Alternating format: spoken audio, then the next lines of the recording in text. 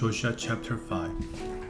All the Amorite and the Canaanite kings heard how the Lord had dried up the Jordan River. They heard how he had dried it up for the Israelites until they had gone across it. The Amorite kings lived west of the Jordan. The kings of Canaan lived along the Mediterranean Sea.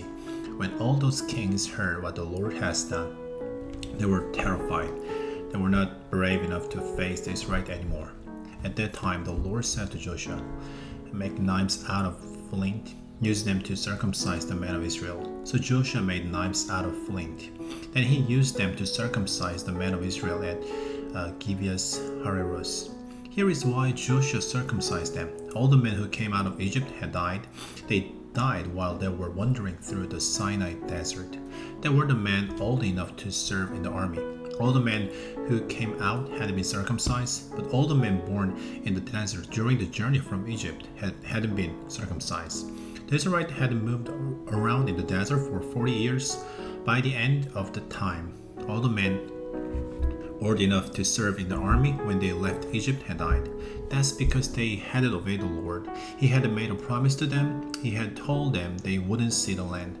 It's the land He has promised to their people to give us. It's a land that has plenty of milk and honey. Because they hadn't obeyed Him, He raised up their sons to take their place. They were the ones Joshua circumcised. They hadn't been circumcised yet. That's because no one had circumcised them during the journey. So Joshua circumcised all those men. The whole nation remained in the camp until the men were healed. And then the Lord spoke to Joshua. He said, "Today I have taken away from you the shame of being slaves in Egypt." That's why the place where the men were circumcised has been called Gilgal to this very day. The Israelites celebrate the Passover feast. They observe it on the evening of the 14th day of the month. They did it while they were camped of Gilgal on the plains around Jericho. The day after the Passover, they ate some of the food grown in the land. On the same day, they ate grain that they had been cooked. They also ate bread made without yeast. The manna stopped coming down the day after they ate the food grown in the land. The Israelites didn't have a manna anymore. Instead, that year they ate food grown in Canaan. When Joshua was near Jericho, he looked up and saw a man standing in front of him. The man was holding a sword. He was ready for battle. Joshua went up to him. He asked, "Are you on our side or are you on the side of our enemy?" "I'm not on either side," he replied. "I have come as the commander of the Lord's army." Then Joshua fell with his face to the ground. He asked the man, "What message does my Lord have for me?" The commander of the Lord's army replied, "Take off your sandals. The place you are standing on is holy ground." So Joshua took them off. Joshua chapter 6. The gates of Jericho were shut tight and guarded closely because of the Israelites. No one went out, no one came in. Then the Lord said to Joshua, "I have handed Jericho over to you. I have also handed over to you each king and each fighting man. March around the city once with all your fighting men. In fact, do it for 6 days. Have 7 priests get trumpets made out of ram's horns. They must carry them in front of the ark. On the 7th day, march around the city 7 times.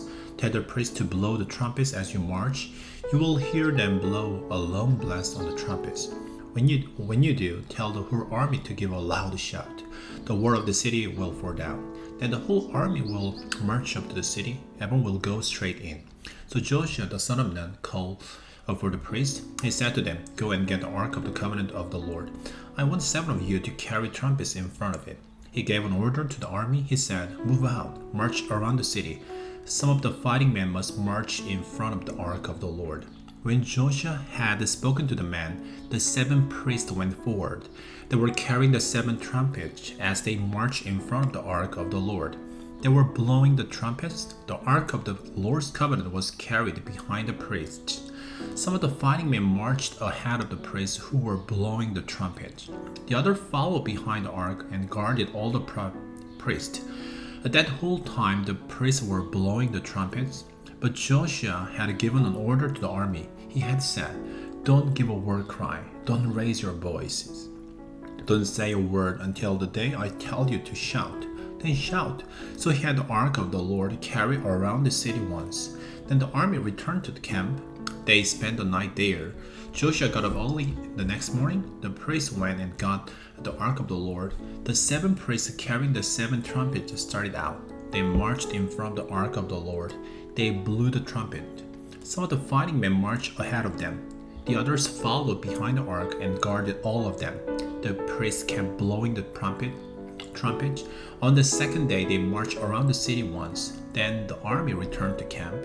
They did all the things for 6 days. On the 7th day, they got up at sunrise. They marched around the city just as they had done before. But on that day, they went around it 7 times. On the 7th time around, the priest blew a long blast on the trumpets. Then Joshua gave a command to the army. He said, "Shout, the Lord has given you the city. The city and everything in it must be set apart to the Lord to be destroyed. But the prostitute Rahab and all those with her in her house must be spared. That's because she hid the spies we sent. But keep away from the things that have been set apart to the Lord. If you take any of them, you will be destroyed. And you will bring trouble on the camp of Israel. You will cause it to be destroyed. All the silver and gold is holy. It is set apart to the Lord. So are all the things made out of bronze and iron. All the things must be added to the treasures kept in the Lord's house." The priest blew the trumpet. As soon as the army heard the sound, they gave a loud shout. Then the wall fell down. Everyone charged straight in. So they took the city. They set it apart to the Lord to be destroyed. They destroyed every living thing in it with their swords. They killed men and women. They wiped out young people and old people. They destroyed cattle, sheep, and donkeys. Then Joshua spoke to the 2 men who had gone in to check out the land. He said, "Go into the prostitute house. Bring her out. Also bring out everyone with her. That's what you promised her you would do." So the young man who had to check out the land went into Rahab's house. They brought her out along with her parents and brothers and sisters. They brought out everyone else there with her. They put them in a place outside the camp of Israel. And they burned the whole city and everything in it. But they added the silver and gold to the treasures kept in the Lord's house. They also put there the things made out of bronze and iron. But Joshua spared the prostitute Rahab. He spared her family. He also spared everyone else in the house with her. He did it because she hid the spies he had sent to Jericho. Rahab lives among the Israelites to this day. At that time, Joshua made a promise and called down a curse. He said, "May the person who tries to rebuild the city of Jericho be under the Lord's curse. If that person lays its foundation, it will cost the life of his oldest son. If he sets up its gates, it will cost the life of his youngest son." So the Lord was with Joshua, and Joshua became famous everywhere in the land.